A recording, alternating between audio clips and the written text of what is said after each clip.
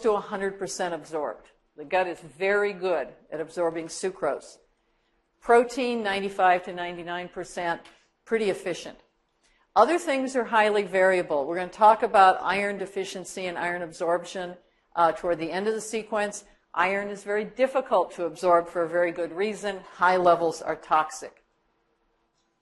Okay. So the other concept here is to remember that the gut has reserve. It's got several processes that can handle carbohydrates and protein. The pancreas makes far more enzyme normally than you need. The surface area in the long, small bowel is in excess of what you need. And the colon is a scavenger for malabsorbed carbohydrates, and I'll show you that. So this is another reason that we can chop out pieces of the bowel in patients for medical procedures, and most people, most of the time, do quite well after that. You can lose a reasonable chunk of your small bowel. You can lose some of your colon, and things still work out okay. You will see patients who have what's called short bowel syndrome. They've lost so much of their small bowel that they can no longer absorb enough nutrients, and they have to receive intravenous feedings. So this is colon scavenging of carbohydrate. We've talked about that a little bit already, and the fact that carbohydrate that gets to the colon is fermented by colonic bacteria, and it makes usually short-chain fatty acids out of that. Now, too many of that, you get an osmotic diarrhea. However, the colon actually has a very well-developed set of transporters for these short-chain fatty acids. Colon really doesn't absorb any other nutrients to any degree, but it will scavenge short-chain fatty acids very well, and in fact, they're a major source of fuel for the colonic enterocytes.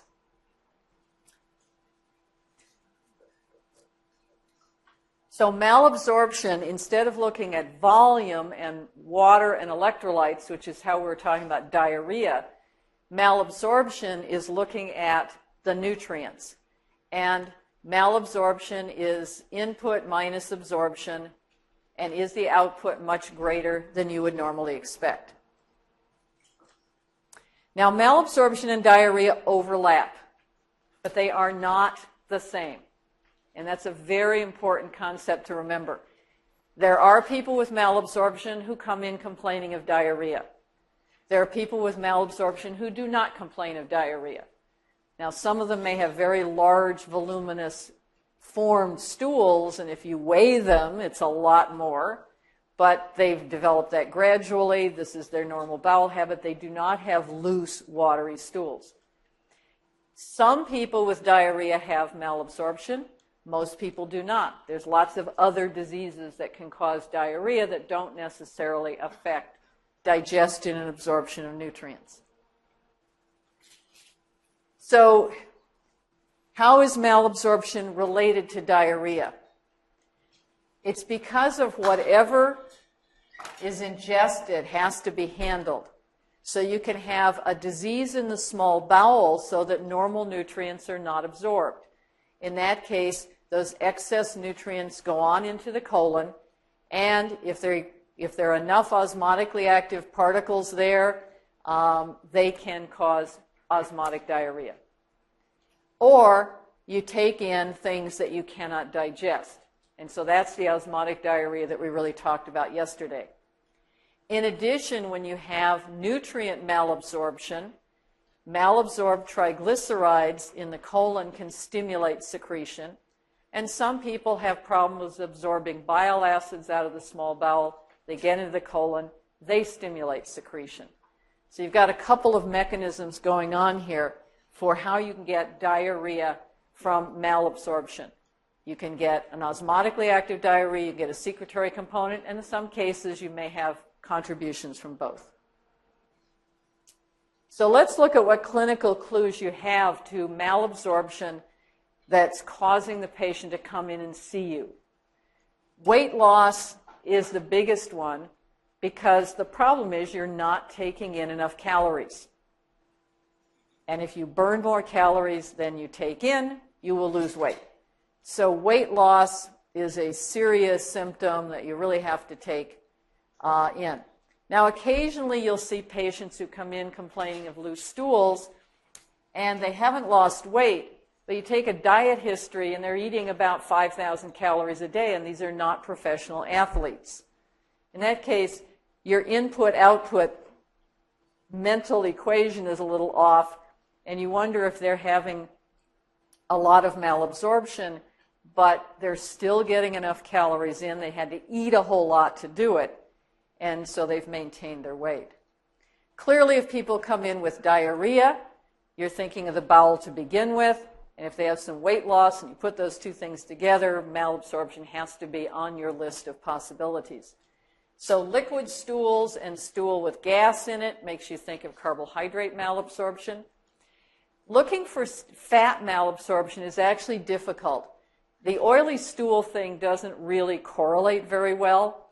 So we used to always ask, do you see oil floating on the top of the toilet bowl? Do your stools float? Things like that. That just doesn't correlate very well with what's being malabsorbed, but it can make you at least think about it.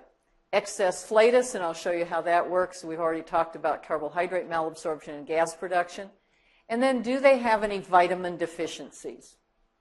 If they're eating a fairly regular diet and they come in with a vitamin deficiency disease, which means they're really deficient, then you have to think about, is the gut not absorbing that?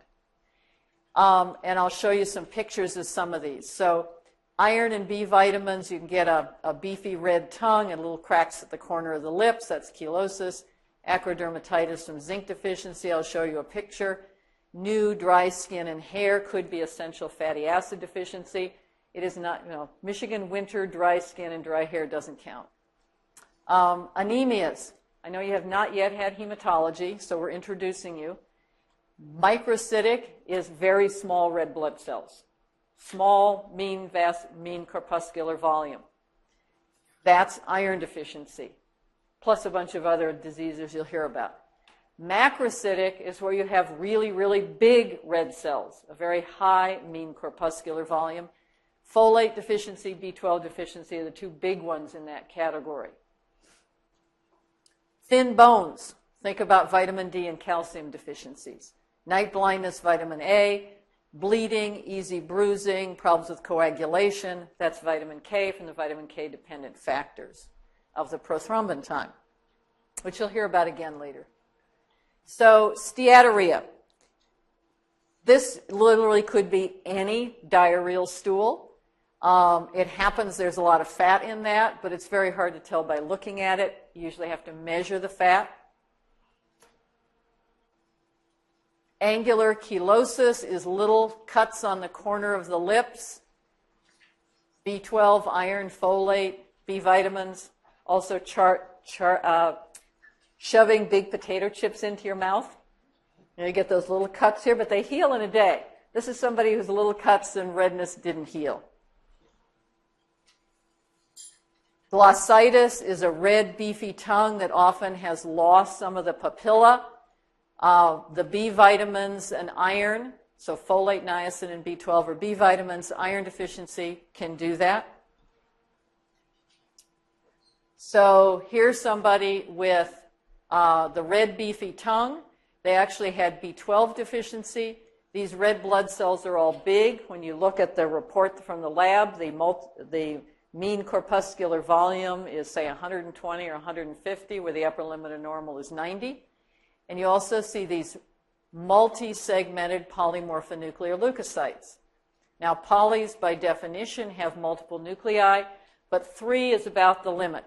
If you see 6, 7 segments there, that is B12 deficiency until proven otherwise. There really isn't, folate or B12 can do it, but B12 is the big one. So you can get some hints by looking at the blood count and the size and shape. And then if somebody looks at a smear and sees hypersegmented polys, you've really zoomed in on a diagnosis. So zinc deficiency can cause something called acrodermatitis. This is a chronic eczema, so a little flaky, inflamed looking area around the ear. It does so at the periphery. And here's someone with the skin lesions on the hands, in the groin. And this could be one of many rashes, but zinc deficiency is one of them. This person also had diarrhea. And it all cleared up when you replaced the zinc. So in thinking about how we break up malabsorption, which is many different diseases, I like to think of that there's really about 3 major mechanisms. And they're dependent on the physiology of the bowel. So things have to get digested in the lumen. That's pancreatic enzymes, with or without bile acids. Bile acids are needed for fat. The mucosa has to further digest peptides and small carbohydrates, and then the small bowel, lymphatics, and blood supply have to absorb. So you can really divide up these diseases by where they're causing the problem, and to a little bit of an extent, which nutrients are not absorbed well. So I'm going to work you through examples of each of these 3 types of malabsorption. So luminal maldigestion, the primary abnormality is fat, because fat absolutely requires pancreatic enzymes and bile acids. And there's backup in the bowel for fat and carbohydrate. You may not be as efficient about digesting your fat and your carbohydrate and protein, but you can do it. So if the main disease is pancreatic insufficiency from chronic pancreatitis, and Dr. Anderson's going to talk to you about that in about a week and a half. So I'm not going to mention much more about that, but if the pancreas doesn't work and you don't produce enough pancreatic enzymes, you can't digest fat, and you'll get fat malabsorption. Okay. And because you need both of them, and there's no intestinal backup, this is why fat is so vulnerable. So chronic pancreatitis is often due to long-standing alcohol use. We do see it in some people with bad cystic fibrosis. Have you heard about that yet? Pulmonary? Genetic disease causes bad lung disease. It also can screw up the pancreas. And there are a few other diseases. Here you've really damaged the ducts and the acini, so there's markedly reduced secretion of digestive enzymes, fluid, and bicarbonate. If you don't secrete enough bicarbonate into the duodenum, what other problem could this person have?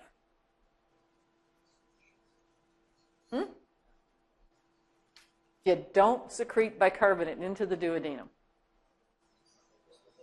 Duodenal ulcers. Sure. Because the pancreas is a major supplier of bicarbonate for neutralizing gastric acid. So I see somebody who comes in, chronic alcoholic, complaining of some chronic pain. They've been losing weight. They look malnourished. And I look down into their stomach and find a duodenal ulcer. I'm saying this is pancreatic insufficiency until proven otherwise. The lipases are most affected because they are only made in the pancreas. Lingual and gastric lipases simply aren't adequate.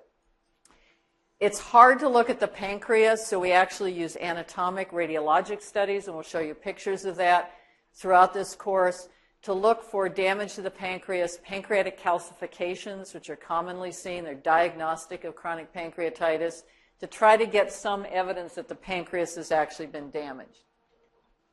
So this is a test called an ERCP, and you'll hear this throughout the course.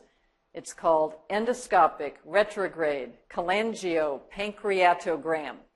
What it means is we stick an endoscope down to the duodenum, and here's the scope, put a catheter through the papilla vater and shoot dye. And so you're retrograde filling the pancreatic duct and the bile duct. And in this case, these are normal structures. Pancreas is a main duct that has a smooth side. It's got little tiny delicate side branches. In chronic pancreatitis, here's the pancreatic duct, which is actually dilated. It's got strictures in it, and the side branches are very wide and dilated and stubby. In addition, the end of the bile duct here has become very narrow. Here's the bile duct up here, about a normal size. This is very narrow. This is the part of the bile duct that runs through the head of the pancreas. So if you have disease in the pancreas, it can encase the bile duct and scar down and stricture it. So this person may also have trouble getting bile into the bowel. Their pancreas is there but may not be secreting fluid, and you may have a couple of reasons that fat digestion is not occurring well. So the most common problem with chronic pancreatitis is weight loss. It's due to malabsorption of fat. They may well have abdominal pain as well because the fibrotic pancreas sits on a whole bunch of nerves, and it causes pain very easily. Bulky, oily stool from steatorrhea, not as much loss of protein carbohydrate. You can also get deficiency in those fat-soluble vitamins. So we've been mostly focusing on fat as a nutrient that's a caloric supply. But remember, there's fat-soluble vitamins, A, D, E, and K. If you can't absorb fat, you can't absorb the fat-soluble vitamins. Now, you may see some fluid in the ankles and some low albumin. That's mostly due to the fact that when people are starving, the liver stops making albumin. But there may be other contributions to that. It's very nonspecific. So how much pancreas do you have to lose to get steatorrhea? You have to lose a lot of the pancreas. The pancreas, like all other organs, has reserve. You have to lose about 80% of pancreatic function before you start putting out a lot of fat in your stool. So by the time somebody comes in to see you because of weight loss and fat malabsorption, they're down to a few percentage of pancreatic function. This has probably been going on slowly for years. And finally, they got symptoms when they rounded this curve.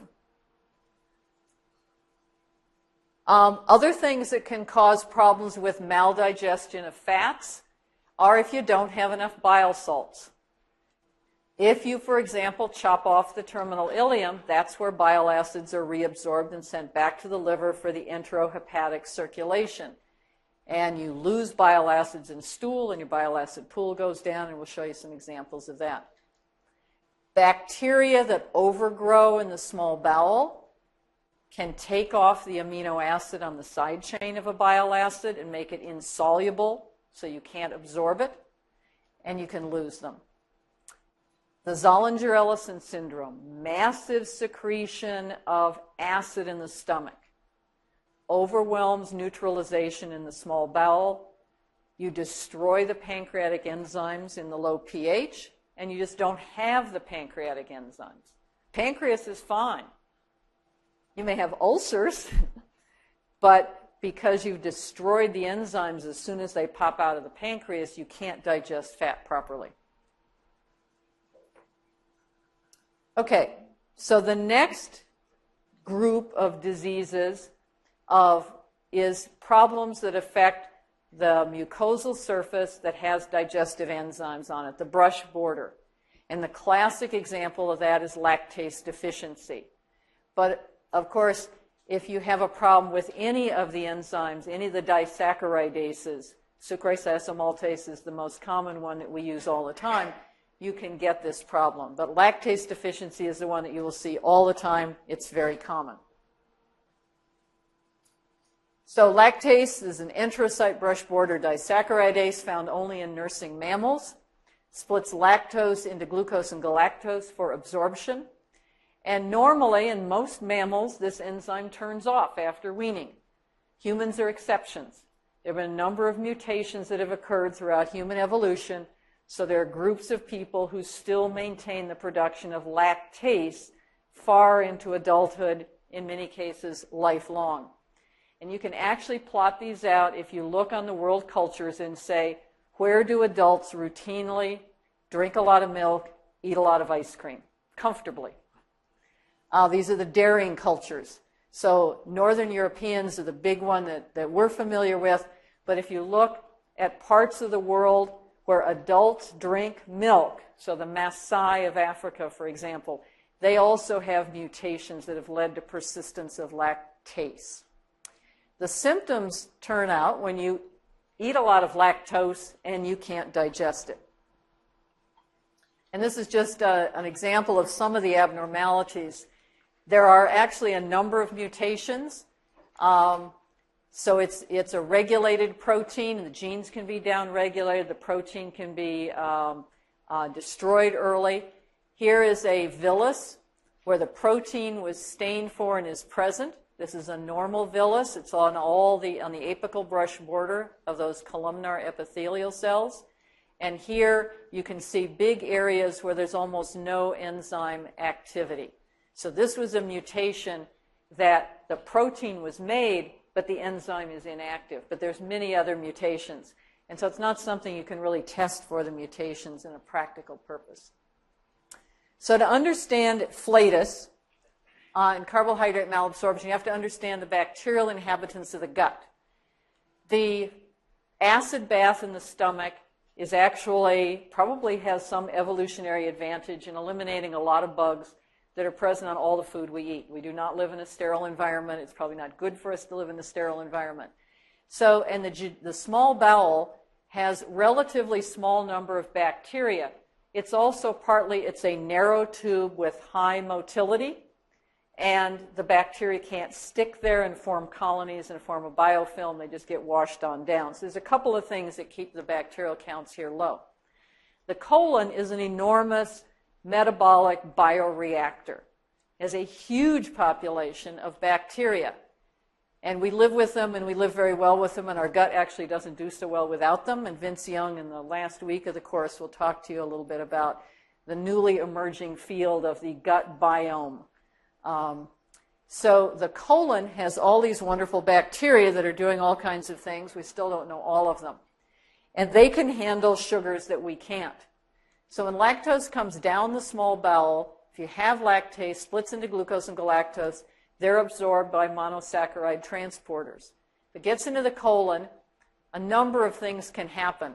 First of all, lactose itself and its breakdown products can cause an osmotic diarrhea. Some of it is metabolized to short-chain fatty acids. That's absorbed by the colon. The colon burns it as a fuel. Everybody's happy. The bacteria also can produce gas in their fermentation. Carbon dioxide they can produce, but they're unique in producing hydrogen gas. You and I can otherwise not produce hydrogen gas. Only bacteria can do that. And that contributes to flatus. So it turns out that lactase-sufficient people absorb more than 80% of lactose. So they're not likely to have symptoms unless they go on a high, continuous, all-day ice cream binge. Lactase-deficient people, on average, absorb less than 50% of lactose. So they don't drink very much milk or eat very much ice cream. They often do pretty well. There actually were some very interesting studies done by the guru of gas, Mike Levitt, at the University of Minnesota, who calculated that if you malabsorb between 6 and 20 grams of lactose, you would get flatus, but probably not diarrhea. And 1 gram equaled 44 mils of hydrogen gas. He used a lot of normal volunteers. I'm sure some of them were students at the University of Minnesota. If you malabsorb more than 20 grams, then you'll not only get flatus, but you usually get diarrhea. So it's a dose-dependent phenomenon. Okay. So our last example of malabsorption is generalized malabsorption, where the whole mucosa in the small bowel doesn't work. It's dead, it's gone, it's destroyed, it's injured, whatever. So nothing that the small bowel enterocytes do works very well. So you don't digest at the surface, but you also don't absorb nutrients. This means everything is malabsorbed. And a couple of the classic examples that I'm going to show you are celiac, sprue, and bacterial overgrowth. Now, it depends on how much of the bowel is affected. You can wipe out 10% of the mucosa of the bowel and you will have no symptoms whatsoever because the bowel has a lot of reserve. So these diseases, in order to cause symptoms and malabsorption, have to be eliminating very large amounts of the small bowel surface area. Those are the patients who come in and see us. So celiac sprue, very interesting disease. Immune-mediated destruction of the enterocytes in response to the protein gluten, or actually a small peptide from that. Gluten is found in wheat and its close relatives. So rye and barley also have similar peptides. Oats don't have it much. Corn, rice, the other non-wheat grains that human beings have domesticated don't have this at all. So it's a fraction of this protein called gliadin that contains the immunogenic material. I tell my patients it's like there's a battle going on in the small bowel with the gluten coming in and the immune system trying to get rid of it. In the process, it gets rid of the enterocytes. And the villi are the most vulnerable. So the villi can be just gone. It's as if somebody took a razor and shaved all the villi off the small bowel. So it's been called a flat gut. It doesn't have all those nice villi. And that means the mature digesting and transporting enterocytes, which is what are on the villi, are virtually absent. It's usually a patchy disease. It affects the proximal intestine more than the distal. Where does the gluten come in? It comes in proximally. Now, gluten is a peptide that has a lot of prolines in it. It is not easily broken down by any of our peptidases. So it persists for a while in the bowel, but eventually it is broken down. So as things move down the gut, you have less and less gluten there, and you incite less and less damage. So many of our patients may just have problems in the proximal bowel, and they have milder symptoms, but other people have problems throughout the bowel. It affects both digestion and absorption. There is a diagnostic antibody that's used, an immunoglobulin A antibody to an enzyme called tissue transglutaminase, is the most reliable. As a nice review, we put it in the list of resources that are on CTools. It's an IgA antibody because if you think back to immunology, and I know it was a while ago, the immunoglobulin that's secreted in the bowel is IgA. So the mucosal surface immunoglobulins in the bladder, in the bowel, in the tear ducts, that's IgA. And this is just a picture from that review article that says you've got the gluten peptides, protein that's broken down into about 33 amino acid peptides, gliadin. Some of those do make it through because they're very resistant to digestion. And in the submucosa, they are picked up by antigen-presenting cells or dendritic cells. And if you have the right genetics, that gluten peptide fits right in a slot to trigger an immune response. That triggers B cells and T cells. You get antibodies, and you get then continued damage. The lymphocytes are sensitized to these cells and just damage them probably by a bystander process. The reason the tissue transglutaminase is a good antibody is this area has tissue transglutaminase, and tissue transglutaminase alters the gliadin to make it more antigenic. And sometimes the gliadin sticks to it, you get a hapten, you get a new antibody. Really cute stuff. So this is what a normal intestinal biopsy looks like under a dissecting microscope. You've got all these nice villi. And this one, they've all been shaved off. You're just looking at the flat surface. Microscopically, if you get your tissue oriented right, normally you have these small crypts and very long, nice, normal villi. In celiac sprue, there's no villi. There's a ratty-looking epithelium. There's a lot of lymphocytes here. You have very, very long crypts because the bowel keeps trying to regenerate. It just can't make villi again. So here you can have malabsorption of just about everything. If you have really bad celiac sprue, nothing gets absorbed very well. You get weight loss, but these people don't necessarily feel horrible, and they've often increased their intake to compensate. You can certainly get steatorrhea because you can get fat malabsorption. You can get flatus and frothy stools from carbohydrate malabsorption. You get anemia primarily because of iron. Iron is absorbed only in the duodenum. What part of the bowel is celiac sprue worst in? The duodenum, the proximal bowel. So we are now we're picking up mild cases of celiac sprue as we investigate people who come in with iron deficiency. You can certainly become deficient in fat-soluble vitamins and get thin bones. You can have protein deficiency and malnutrition. Your albumin goes down. You get edema. You can certainly get B vitamin deficiencies and all those other things. But for a lot of these, this is an end stage. And in a developed country where there's a fair amount of physicians, patients will usually come in before they're at the very end stage, just complaining of diarrhea or some weight loss. So everything can be malabsorbed. Iron I list at the top again because it's only in the duodenum. Now, bile acids are actually fairly rarely malabsorbed in these folks. And why is that? Where are bile acids absorbed? Terminal ileum, far end of the ileum. It's the least affected by sprue. I'm not saying it can't be, but it's often either untouched or very mildly affected.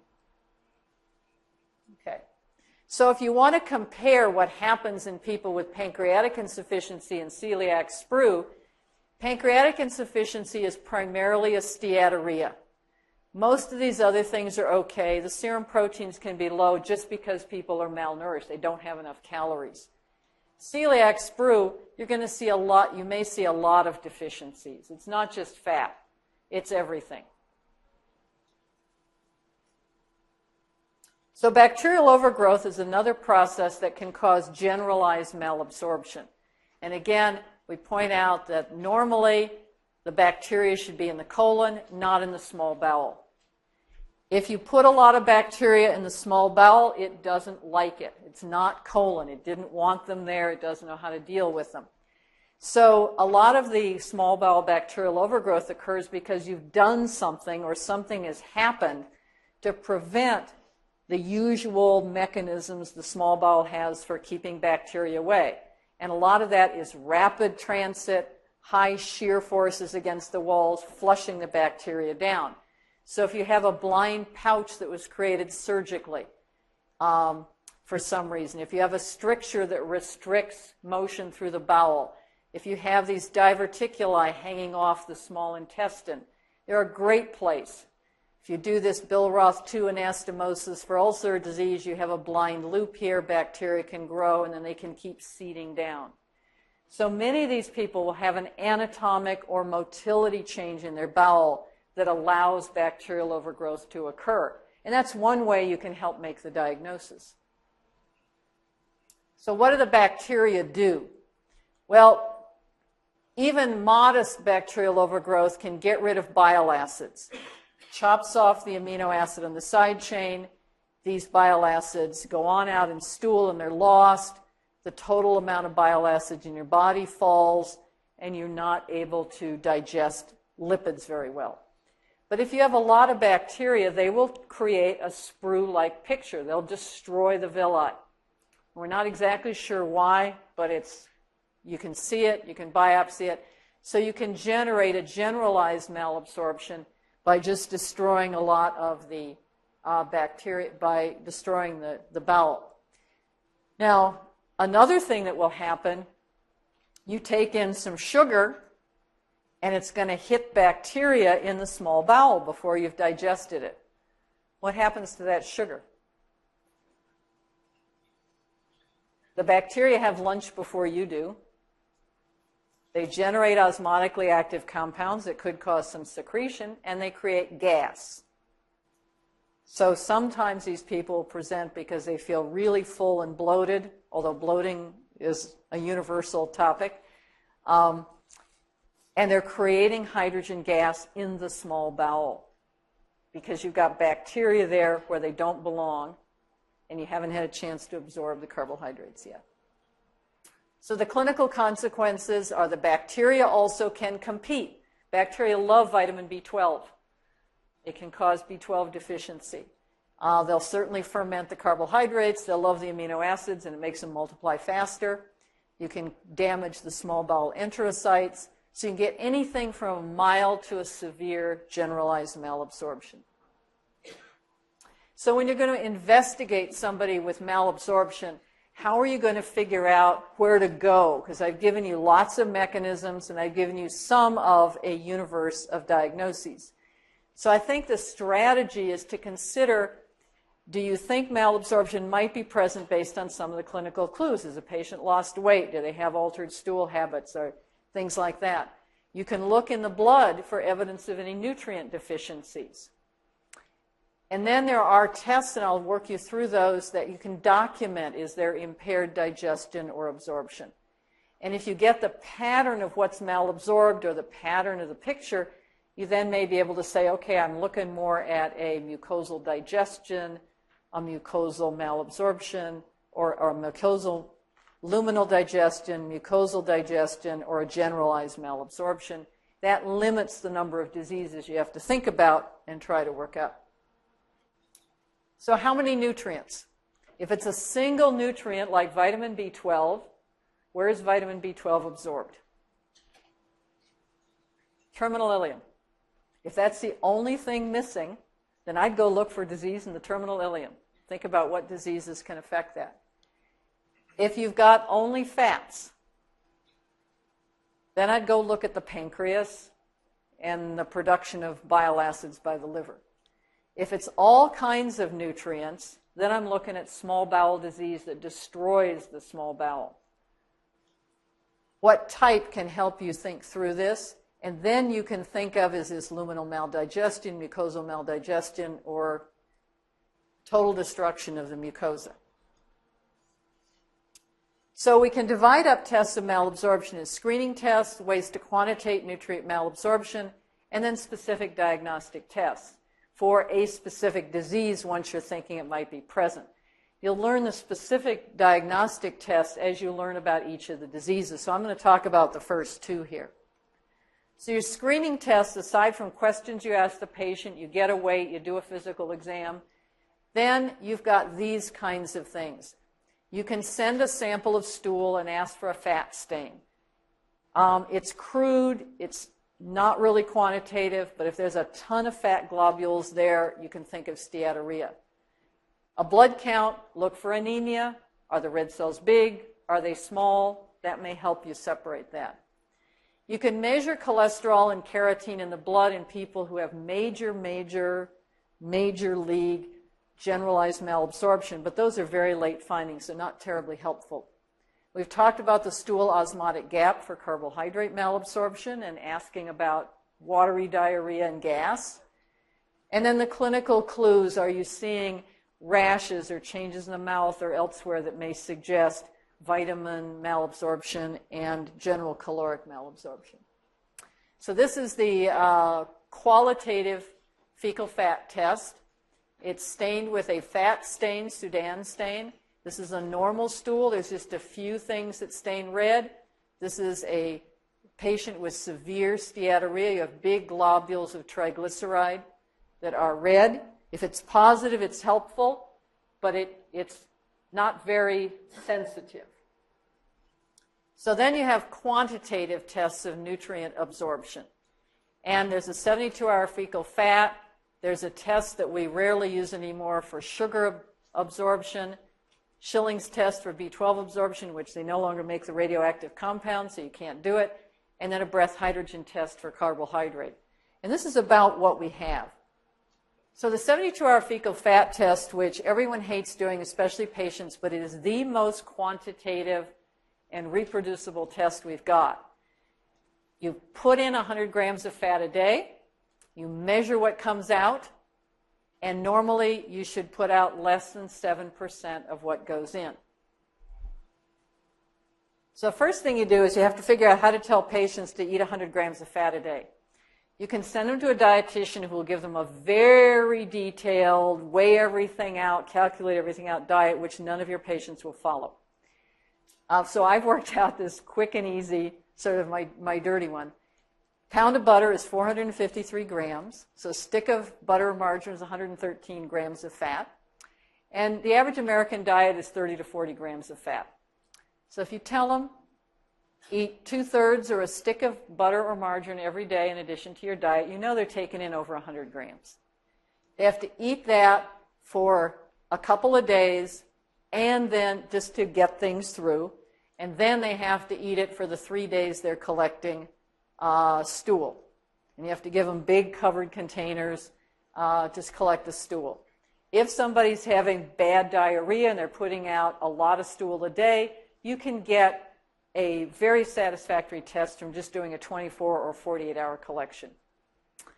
And the lab assays this, and they actually give you a real number. What's the total stool weight? Helps you decide if they're having diarrhea, and the fat content. Just as a sideline on this, a Whopper meal at Burger King with the supersized is about 80 grams of fat. So you can also send your patient to a fast food restaurant for 3 meals a day, and they'll be eating more than 100 grams of fat. D-xylose is a sugar that does not require digestion, so it just tests absorption. The test is available. You have to set it up with the clinical lab here. You give them a measured amount. You draw a blood sample to see if it's appearing in blood. You collect the urine to see if the absorbed stuff is being excreted in urine, and analyze it. And you can measure the absorption of a monosaccharide. And if it's abnormal, there's something wrong with absorption, because this is a monosaccharide that does not require digestion. So half of it's taken up in the gut, half of it's metabolized, the rest goes out in urine. Normal values have been figured out for this. So if you want to know, is the small bowel mucosa capable of absorbing monosaccharide, this is a test you can do. There's a nice test that we had for many years for looking at B12 malabsorption, but it required a radioactive cobalt-labeled B12, and no reactor in the world makes it anymore because it wasn't used enough, and so we can't do it. The last one that we can do, and we have actually a big lab here that does it regularly, is the hydrogen breath test for carbohydrate malabsorption. The principle is that malabsorbed sugar passes into the colon, the bacteria there produce hydrogen gas, diffuses into blood, is excreted in the lungs. And you can measure it in exhaled breath. So you give them 25 to 50 grams of whatever sugar you want to test, and then measure at 2 to 4 hours at intervals. You breathe into a container that collects the air, goes into a machine that measures the hydrogen. And again, normal values have been worked out. Now you have to pick which sugar you want. If you want to know, does the gut mucosa absorb carbohydrates normally, you pick glucose. Glucose does not require digestion. It's a monosaccharide. It is close to 100% absorbed by the normal small bowel. If you want to know, does somebody malabsorb lactose, you could give lactose. It's easier to take the milk away, but that's one thing you can do. So you can do, and there's glucose-galactose malabsorption, which is a problem in kids from a genetic basis. You can give them lactose or sucrose. So this is the way it works. Sugar goes through the bowel. It's metabolized to hydrogen and methane. Those are freely soluble, and they go out in the lung. Now, this is actually the small bowel, so you can also use the hydrogen breath test to look for bacterial overgrowth. If you have bacteria in the small intestine, then sugar meets bacteria in the small intestine, gets metabolized, and you will also have an abnormal glucose hydrogen breath test. So it can pick up malabsorption of glucose in the small bowel so that the sugar gets in the colon, or it can pick up bacterial overgrowth in the small bowel. Either one will give you a positive test. And this is an example of what the results look like. This is someone who is given lactose, and normally, if you give glucose, for example, you see no rise in breath hydrogen over time because glucose is handled perfectly well. If you give lactose, a person who has lactase will absorb most of it, and there might be a tiny little rise in hydrogen, but it's very small.